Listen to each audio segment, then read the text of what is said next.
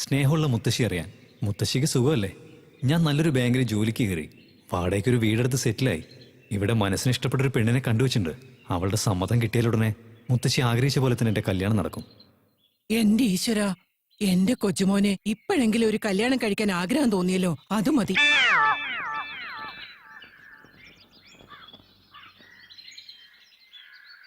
ഈ ബിസ്ക്കറ്റ് ഇട്ട് കൊടുത്ത് ഈ പട്ടിയെ വശത്താക്കിയ ദിവ്യയും സെറ്റായ പോലെ തന്നെയല്ലേ? ഇതെങ്ങനെയെങ്കിലും ഒന്ന് റെഡിയാക്കണം.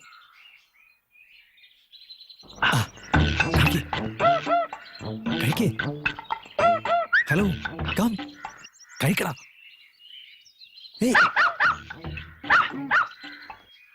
വേ കഴിക്കേ, ബഹളം വെക്കലേ. കം കം കം ഡാ, കമോൺ. ഞാനോ? ഒച്ചുണ്ടാക്കല്ലേ. ഹേയ് വാടാ, ഷട്ട് അപ്പ്. വാ, കമോൺ. വാ, കമോൺ. അയ്യോ, കമോൺ. അയ്യോ, എങ്ങനെയാ ഇപ്പൊ ഞാൻ? വാടാ, കം. നിക്ക്, ഇപ്പൊ വരാം.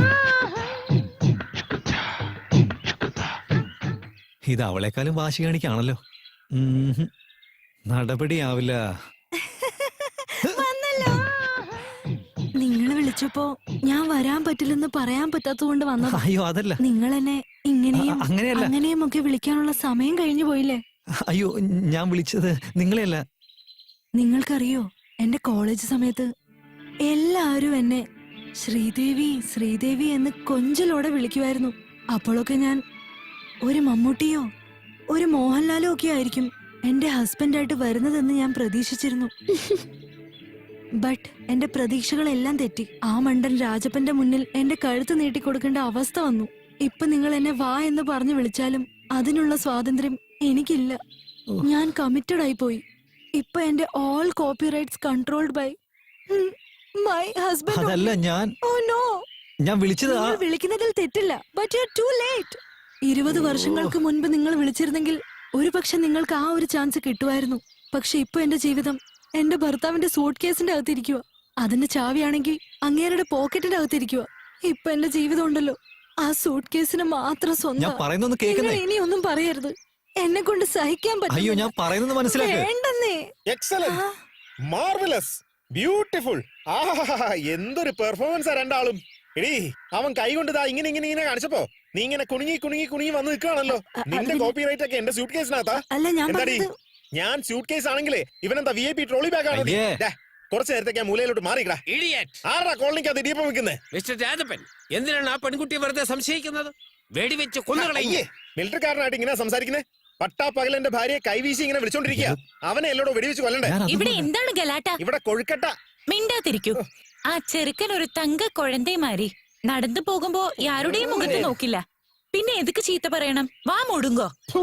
ഈ കോളനി മൊത്തം ഡബിംഗ് പടം പോലെയാണല്ലോ, എനിക്കൊന്നും മനസ്സിലാവുന്നില്ല. ആ ചേച്ചിയെ വെറുതെ സംശയിച്ചാണ്ടല്ലോ ഞാനിവിടെ ആത്മഹത്യ. അതിനുള്ള വഴി ഞാൻ പറഞ്ഞു തരാടാ. സമയമാകുമ്പോ നീ എന്റെ അടുത്തേക്ക് വന്നാ മതി. നോക്കി, ഇവരെനിക്ക് പെങ്ങളെ പോലെയാ. എന്നാ തല തൊട്ട് സത്യം ചെയ്യ്. തല തൊടാൻ പറഞ്ഞപ്പോ അങ്ങോട്ട് ഒഴുകി വീഴുക അല്ലേ? ഇനി സത്യം ചെയ്യ്. സത്യമായിട്ടും. എന്നാ ഈ ലോകത്തുള്ള പെണ്ണുങ്ങളെല്ലാം നിന്റെ സിസ്റ്റേഴ്സ് ആണെന്ന് സത്യം ചെയ്യ്. അയ്യോ, ഞാൻ കെട്ടാൻ പോകുന്ന പെണ്ണൊഴിച്ച് ബാക്കി എല്ലാം എന്റെ സിസ്റ്റേഴ്സ് തന്നെയാ. നീ കെട്ടാൻ പോകുന്ന പെണ്ണ് എന്റെ ഭാര്യ ആയിരിക്കില്ല എന്ന് സത്യം ചെയ്യടാ. അയ്യോ എന്റെ പൊന്നിയേട്ടാ, സത്യമായിട്ടും ഇല്ല. വീട്ടിൽ വാ, ഞാൻ കാണിച്ചു തരാം. ചേച്ചി ഒന്നും ഓർത്ത് വിഷമിക്കണ്ട, എല്ലാം ഞാൻ നോക്കിക്കോളാം. അളിയ, എന്റെ വൈഫ് ഇപ്പൊ എന്താ പറഞ്ഞിട്ട് പോയേ? കണ്ണി തുപ്പി.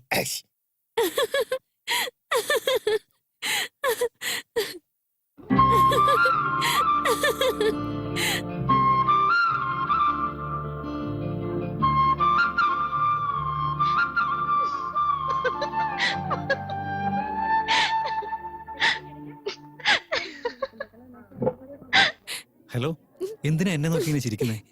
ഒന്നുമില്ല, എന്റെ നായ്ക്കുട്ടിക്ക് ബിസ്ക്കറ്റ് കൊടുക്കാൻ വേണ്ടി നിങ്ങൾ അതിനെ വിളിച്ചപ്പോ രാജപ്പന്റെ വൈഫ് തെറ്റിദ്ധരിച്ച് നിങ്ങളടുത്ത് വന്നില്ലേ? ഞാൻ അതൊക്കെ ഇങ്ങനെ ആലോചിച്ചിരിക്കുകയായിരുന്നു. എന്റെ ഭാഗ്യം, നിങ്ങൾക്ക് എന്തെങ്കിലും മനസ്സിലായല്ലോ, അത് മതി. അതൊക്കെ പോട്ടെ, നിങ്ങൾ എന്താ ഇവിടെ? എനിക്ക് നല്ല ഭംഗിയുള്ള ഒരു സാരി വേണം. സാരിയോ? നിങ്ങൾക്ക് ചേച്ചി അനിയത്തി ആരും ഇല്ലെന്നല്ലേ പറഞ്ഞത്? അതെ, ഇല്ല. ഞാൻ സാരി വേണമെന്ന് പറഞ്ഞ് എനിക്ക് ഇഷ്ടപ്പെട്ട സുന്ദരിയായ ഒരു പെണ്ണിനാ. ഗേൾ ഫ്രണ്ടിനാണോ? എന്റെ മനസ്സിന് ഇഷ്ടപ്പെട്ട ഒരാൾക്കാ. അപ്പൊ അവരെയും കൂട്ടി ഇങ്ങോട്ട് വരായിരുന്നില്ലേ? ഇവിടെ തന്നെയുള്ള ആളെ എങ്ങനെ കൂട്ടിക്കൊണ്ടുവരാനാ? ഇവിടെ ഇവിടെ ഇവിടെ അവൾക്ക് ഇതിനെ കുറിച്ചൊന്നും അറിയില്ല. ഇപ്പൊ എന്തായാലും എനിക്ക് മാത്രമേ അറിയൂ. ശരി പറ, ഏത് ടൈപ്പ് സാരിയാ വേണ്ടത്? ഉം, ഇത് വിപ്പിൾ സാരീസ്. ഞാനൊരു രാവിൽ അല്ല, നിങ്ങളൊരു ലേഡി അല്ലേ, നിങ്ങൾ ഇതിനെ നോക്കി സെലക്ട് ചെയ്തോ. എന്ന് ശരി പറ, അവരെ കാണാൻ എങ്ങനെയാ? കറക്റ്റ് നിങ്ങളുടെ അതേ നിറം. നിങ്ങളുടെ മനസ്സിന് ഇഷ്ടപ്പെട്ടത് സെലക്ട് ചെയ്തോ. ദാ ഇത് നോക്കിയേ. ഉം. അപ്പൊ ഇതോ? വേ. ഇതെങ്ങനെയുണ്ട്? വേറെ ഏതെങ്കിലും ഡിസൈൻ കാണിക്കുന്നേ. ഇത് ഓക്കെയാണോ? ഈ സാരികൾ കാണാൻ ഒരു രസമില്ല. ശരി സർ, നിങ്ങൾ എന്നെ സെലക്ട് ചെയ്തോ. അയ്യോ, ഞാൻ പറഞ്ഞത് ഫീൽ ചെയ്തോ. അതൊക്കെ വിട്ടേക്ക് പ്ലീസ്. നിങ്ങളിങ്ങനെ ഓരോ സാരി എടുത്ത് കാണിക്കുമ്പോൾ ഞാനൊക്കെ കൺഫ്യൂസ്ഡ് ആവുക. അതുകൊണ്ട് ഈ സാരിയൊക്കെ ശരിക്കും വിടർത്തി ഈ അഡ്വർടൈസ്മെന്റിലൊക്കെ പെൺകുട്ടികൾ തോളത്ത് സാരി വെച്ച് പോസ് കൊടുക്കൂലേ, അങ്ങനെയൊന്ന് കാണിച്ചു തരാണെങ്കിൽ സെലക്ട് ചെയ്യുന്നത് ഈസി ആവുമല്ലോ. ഓക്കെ.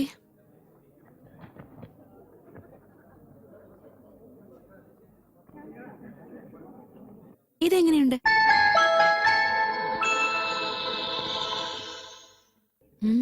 ഹലോ ഹലോ, സ്വപ്നം കാണാണോ? ഭാവി വധുവിനെ കുറിച്ചുള്ള സ്വപ്നമൊക്കെ വിട്ടിട്ട് ഈ സാരി അവർക്ക് ചേരുവോന്നൊന്ന് പറ. മാർവലസ്.